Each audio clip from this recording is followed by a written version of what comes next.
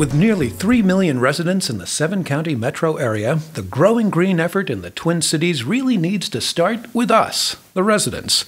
Let's bring it home with newlyweds Sam and Bridget. They're living green with the support of the Metropolitan Council's environmental initiatives in mass transit, renewable energy, wastewater treatment, and parks.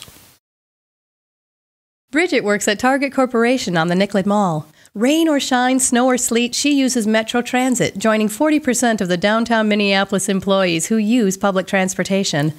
Through her employer, Bridget buys an annual Metro Pass card, paying $66 per month, thanks to a transit subsidy from her employer.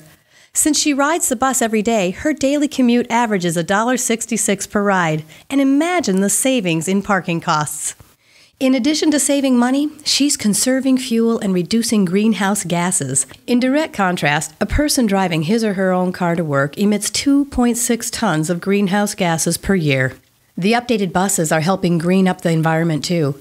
All buses use biodiesel fuel with low tailpipe emissions. As buses reach their 12-year lifespan, they are replaced either with hybrid electric buses or with buses outfitted with clean diesel, low-pollution engines. Already close to half the fleet is made up of these greener buses, with more being added every year. Sam takes it a step further. He joins the growing number who bike to work. He picks up a trail once he crosses the river, and 25 minutes later arrives at his office at Epicor Software in St. Louis Park. By 2030, the Metropolitan Council hopes to have 1,000 miles of connected bike paths like this in the region. When the weather turns cold, Sam joins a carpool, using the high-occupancy toll lane along Interstate 394. Stepping back to see the big picture, Metro Transit provides 90% of the region's regular public transit service.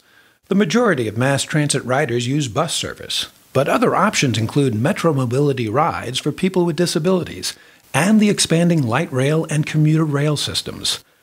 Sports fans have definitely embraced public transportation options as a greener way to go. A bus route coming in from Minnetonka brings 600 fans to every single Twins game. The new North Star commuter rail traveling from Big Lake carries 1,500 Twins fans per game on average. And the first light rail line, the Hiawatha, connecting the airport, Mall of America, and downtown Minneapolis, brings in 5,000 fans per game, including 2 of their biggest fans. Altogether, our regional transit services provide more than 90 million rides per year. The best part is that 20% of the electricity used to power the Hiawatha trains comes from clean, renewable energy like wind power. Wind power credits from Xcel Energy have fueled as many as 3 complete green days of public transportation in a year, including Earth Day on April 22nd. Harnessing renewable energy is closely intertwined today with wastewater treatment. It's been an all-encompassing passion for engineer and project manager Carol Medorsky. At the Blue Lake Wastewater Treatment Plant near Shakopee, Carol oversees construction of 4 new biodigesters, a perfect model of treating waste yet wasting nothing. Inside these 1.6 million-gallon tanks, sludge or waste will be warmed in anaerobic conditions to 97 degrees and converted to biogas, water, and digested sludge. The volume of waste will have been reduced by 30% and dried into fertilizer pellets for local farmers by a private sector partner, the New England Fertilizer Company. The odorous exhaust from the dryer is sprayed with recycled water in this enclosed reservoir, reducing emissions released into the air. The hot scrubber water in the tank is recycled and used to preheat the next batch of incoming sludge. Biogas will replace most of the natural gas used in the heat dryers, saving ratepayers from $0.5 to $1 million a year and further reducing emissions. Finally, Carol expects the recovered biogas from the biodigesters will be enough to heat the building, saving even more in heating costs. At the Metro plant in St. Paul, a renewable energy research collaboration with algae is showing promise. In the right conditions, oil from the algae grown in wastewater becomes a high oil content fuel and at the same time acts as a natural filter, absorbing phosphorus, nitrogen, and carbon dioxide. Metro Council Environmental Services and the University of Minnesota have entered their 4th phase of the research. They recently built a greenhouse to see if natural, unfiltered light can mimic the same results as fluorescent light. So far, early indications are favorable. Another remarkable story unfolds under the watch of Metro Plant Director Mike Marinas. His plant, the largest of the 7 metro area wastewater treatment facilities, treats about 200 million gallons a day. This efficiently operating plant recovers energy as part of the treatment process while cleaning the received wastewater to a high quality before discharging it to the Mississippi River.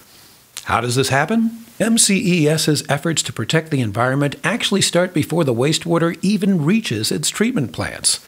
MCES works with local businesses and industries to ensure that they remove many of the most hazardous pollutants before they even put it down their drain. An example of this is with mercury, known to hurt fish and wildlife. Its load to the treatment plants has been reduced by 50% since 2003. Under a program designed and advanced by the MCES, Minnesota dental offices filter their mercury amalgam before it enters the regional wastewater system. Phosphorus concentrations, many which contribute to algae blooms and fish kills, have been reduced by 65% since 2003. That's when new biological removal processes were instituted. The solids created by the liquid treatment process are burned in one of 3 state-of-the-art incinerators that stand 4 stories high and operate around the clock. These new incinerators operate more efficiently than the old models and save more than $3 million annually in natural gas cost. And it doesn't stop there. The heat from the incinerator combustion gases is recovered and converted to steam. The steam is used to heat the plant buildings in the winter. In the summer, the steam powers an electric turbine and saves another $750,000 annually in electrical cost. The new incinerators at the Metro plant have reduced air emissions of many pollutants by more than 90%. Odor complaints from the neighboring communities have nearly stopped. And on a day when all 3 incinerators were burning, absolutely no emissions were visible coming from these smokestacks. But the newest energy conservation move has been installing more efficient lighting in the 5 miles of tunnels which burrow underneath the 170-acre campus, resulting in over $100,000 annual energy savings. It was one of the energy-saving improvements recommended by Xcel Energy in 2006. The MCES implemented additional recommendations at treatment plants, which included turning off air conditioners in unused space, finding plant areas with unnecessary lights on, and optimizing its air compressors. In total, these changes trimmed $1.6 million from the MCES's annual energy budget, with more improvements to come down the pipeline. All of the Metropolitan Council's wastewater treatment facilities continue to win national and state recognition for excellence in clean water standards year after year. Energy savings are a win-win for the environment and our homeowners, Sam and Bridget. They pay about $200 a year for their wastewater treatment services, nearly $100 less than the national average. And the environment wins too, making our waters better places to fish and swim. To stay on top of water quality, the Metropolitan Council staff regularly check the quality of regional rivers, streams, and lakes. In all, MCES oversees water quality monitoring at 22 river sites, 22 stream sites, and 175 lakes around the metro area. This is a massive undertaking and couldn't be done without the extensive support of local units of government and citizen volunteers. A network of 140 citizen volunteers established by the MCES help with lake monitoring. Volunteers like Bridget and Sam receive training on how to use monitoring equipment and record information at their lake.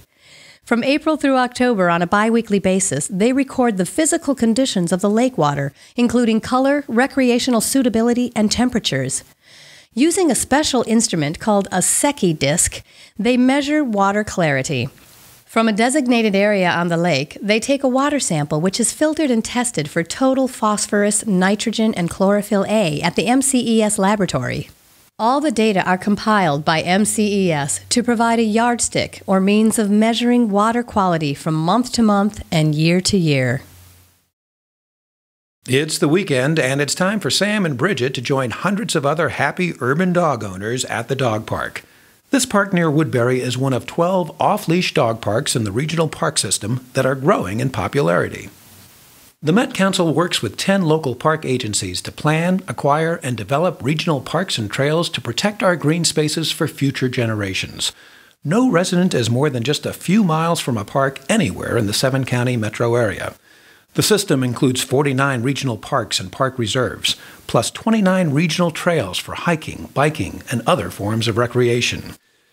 Adventures abound in our expansive regional park system, which Bridget and Sam are taking full advantage of before they start thinking of building their future generation.